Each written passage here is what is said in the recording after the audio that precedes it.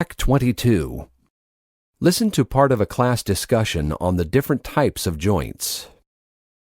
Now, I know that most of you are healthy individuals who participate in some sort of physical activity pretty regularly. Some of you jog, others bicycle. You might throw the frisbee around with your friends or rollerblade. Our movements are so easy and fluid that you might not have stopped to think that the system of joints that makes them possible is highly complex. A joint is the place where two or more bones connect. And because that's the technical definition, it actually includes some places that don't move. Since it's movement we're interested in, I won't spend much time on the immovable joints. They're called fibrous joints. The reason that, they're joined together by bone fibers. It's kind of like welding or soldering two pieces of metal together. There are fibrous joints, for example, between the different bones that make up the top part of your skull. And those bones don't move, right?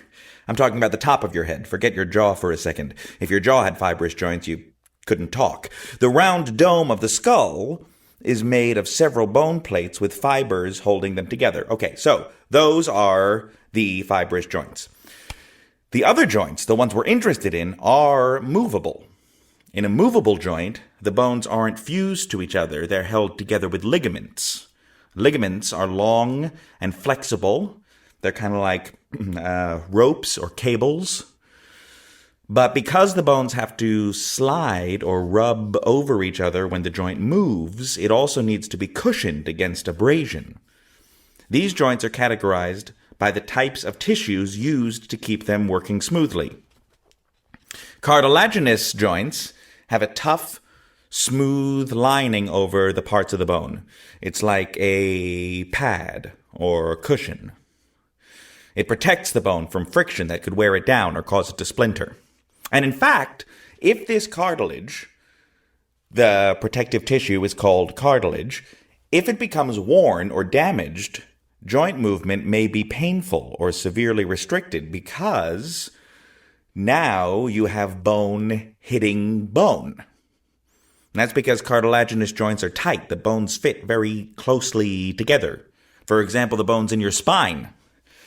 Some joints require more movement.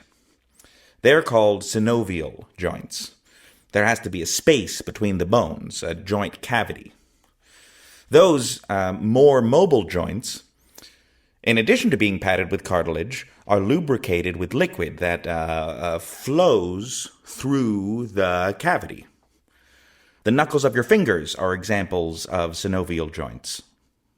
Of course, the fluid has to be held in place, otherwise it'll seep into the surrounding tissues and be absorbed back into the body.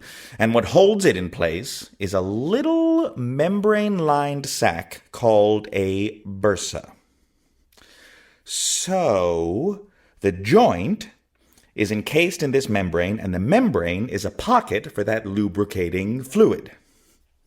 By the way, the fluid also keeps the joint nourished. It doesn't have an independent blood supply in adults, so the fluid absorbs nutrients from the blood through the joint's outer membrane. That's a synovial joint. Tony, do you have a question? Yeah, I'm kind of confused. When we learned about the joints in high school, I don't remember talking about them this way. I thought we talked about them more like machines, like the directions in which they moved.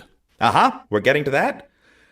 Okay, now that we have joints categorized by how their surfaces are put together, fibrous, synovial, and cartilaginous, we can talk about how the movable joints actually move.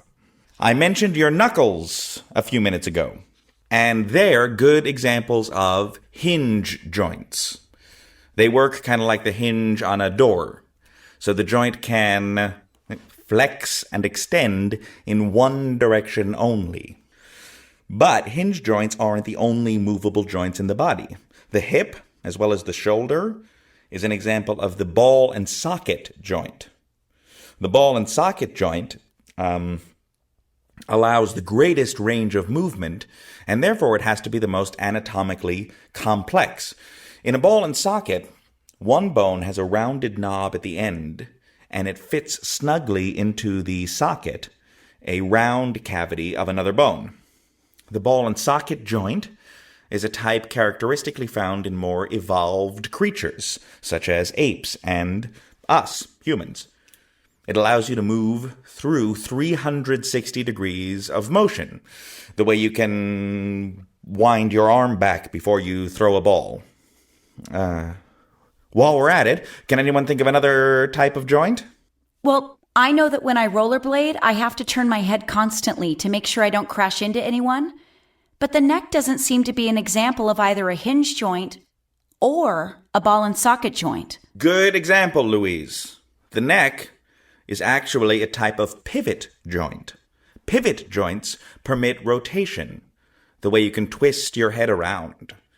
Well, it doesn't go all the way around, but it moves around your neck. It pivots on an axis.